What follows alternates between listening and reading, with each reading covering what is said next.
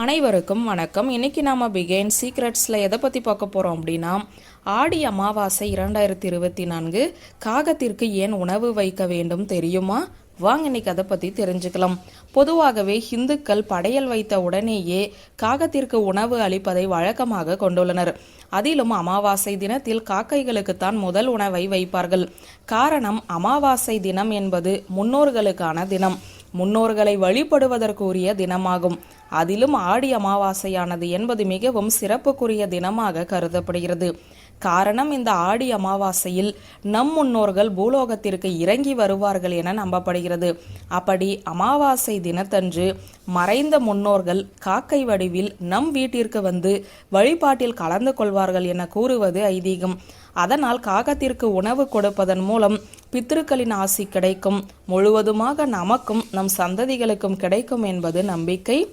ஆடி மாதம் முதல் மார்கழி வரை உள்ள காலத்தை தட்சிணாயனம் என கூறுவார்கள்.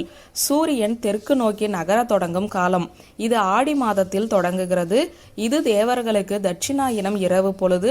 எனவே இந்த காலகட்டத்தில் நம்மை பாதுகாக்கவும் நமது அனைத்து நன்மைகளையும் தந்து ஆசீர்வாதத்தை நம்முடைய முன்னோர்கள் ஆடி மாதம் முதல் தேதியன்று பித்ருலோகத்தில் இருந்து பூமிக்கு வர தொடங்குவார்கள் என்பது ஐதீகம்.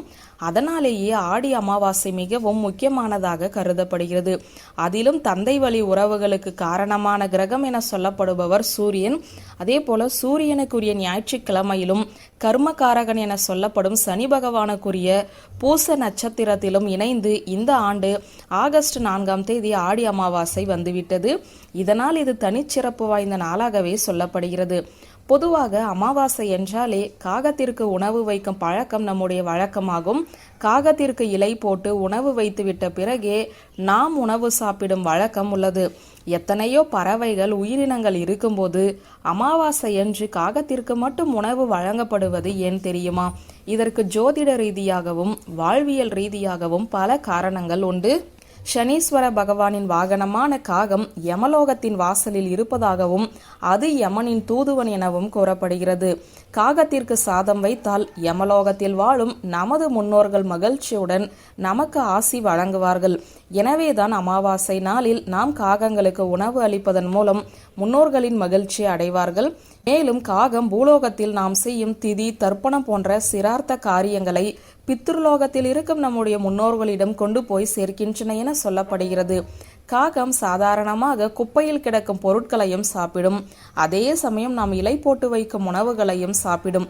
அதுபோல கர்ம வினைகளால் நாம் எவ்வளவு கீழான நிலையில் இருந்தாலும் அவற்றை நீக்கி வாழ்க்கையில் ஏற்றத்தை கொடுக்கும் நிலையை கொடுக்கும் என்பதாலேயே காகத்திற்கு அமாவாசை நாளில் உணவு வைக்கப்படுகிறது.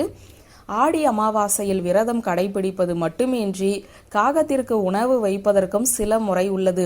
அதன்படி உணவளித்தால் முன்னோர்களின் ஆசிகள் நமக்கு கிடைப்பதுடன் நமக்கு வாழ்க்கையில் படிப்படியாக வளர்ச்சி ஏற்படும், நம்முடைய பாவங்கள் குறையும், பித்ருதோஷம் உள்ளிட்ட தோஷங்களிலிருந்து விடுபட முடியும். அதனால் ஆடி அமாவாசையில் தவறாமல் காகத்திற்கு உணவு வையுங்கள். வியூவர்ஸ், இந்த வீடியோ உங்களுக்கு பிடித்திருந்த லைக், கமெண்ட், ஷேர் பண்ணுங்க. நன்றி.